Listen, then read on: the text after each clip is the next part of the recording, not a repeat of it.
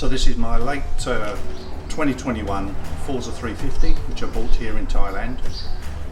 So I've had this bike for a few months now, and since then I've added a few accessories, and one being the dash cam, which has front and rear cameras. So if I was to pick something which I didn't like about it, there's not much at all, other than the glove box. It's quite difficult to open sometimes. It gets stuck, and it seems to have like a sweet spot to try and open it.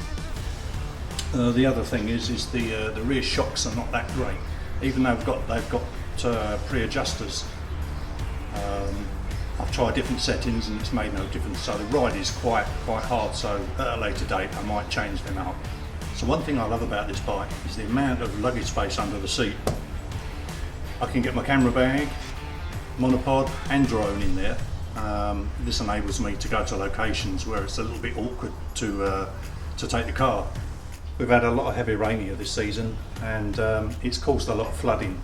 So I'm going to take the bike out for a spin and go and have a look.